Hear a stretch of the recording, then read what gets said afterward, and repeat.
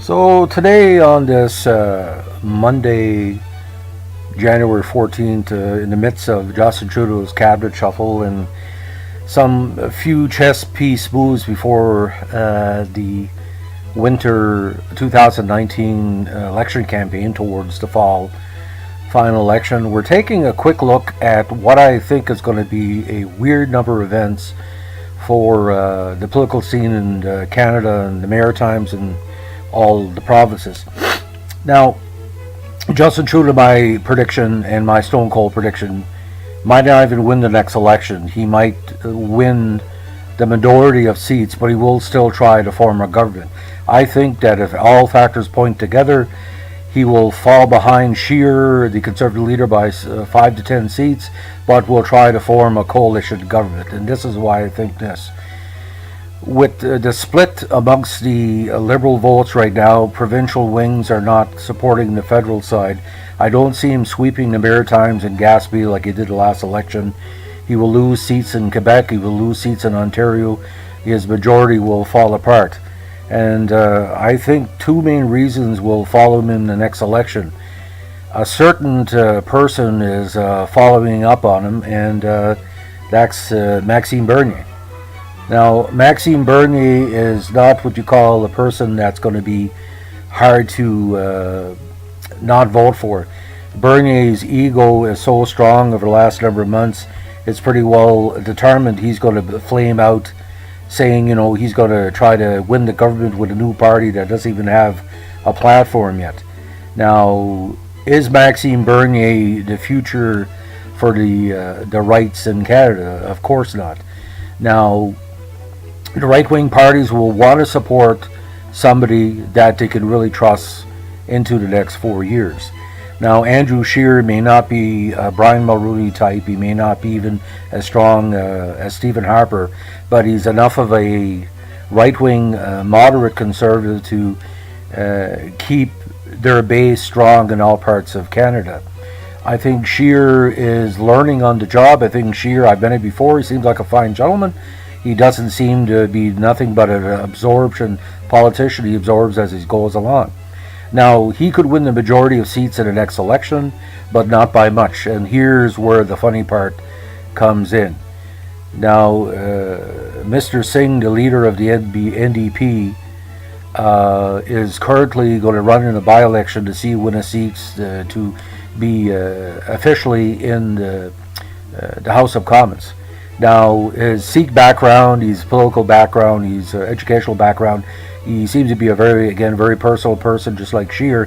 But I don't think with all the anti-Muslim and anti-immigrant religion sentiment across Canada, he's not going to keep a momentum that's needed for the NDP to be the official third party or even partial opposition status. And this is where the coalition comes in. Let's say Scheer gets 147 seats, give or take. Trudeau ends up with 137. The NDP could easily become a part of that minority government for the Liberals. Now, if the NDP repeats in those solid seats across Canada, which we've done for years, what will happen with Elizabeth May and the Greens? Are the Greens strong enough to take 5 or 10 seats? They had a breakthrough in New Brunswick. They're kind of the second opposition in New Brunswick. They've had breakthroughs in votes in Ontario. Out west, BC, they're very strong. Now, if they win 10 seats, NDP has 30 seats.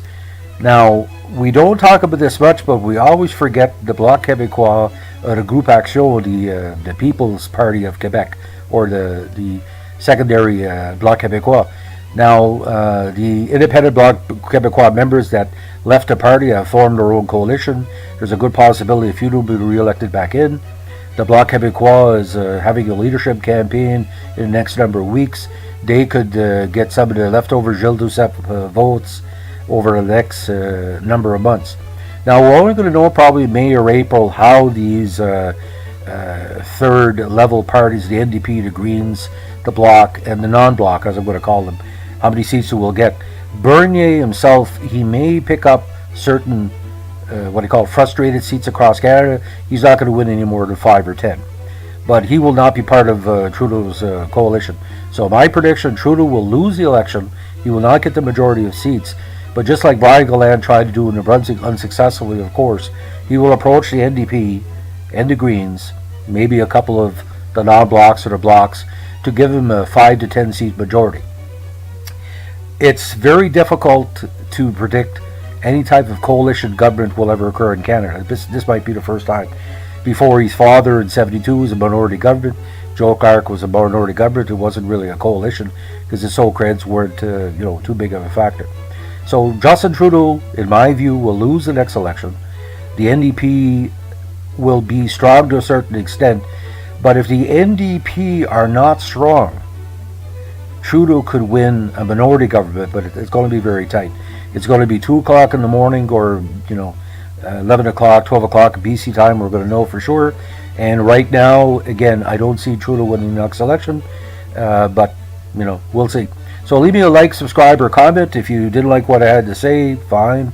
If you want to make a comment, nothing libelous, because your comment will be deleted, expunged, get rid of. This is for normal debate. I don't want any of you crackpot brigade, like you came on the previous 2 podcasts, posted all kind of theories. There's also a pet theory out that I'm working for the Liberals. Well, I hate to tell you, I'm working for myself. Like I said before, I only take it for one side, as myself. And the truth is, you want to hear? I couldn't do that. You couldn't afford me. Have a great day. Bye.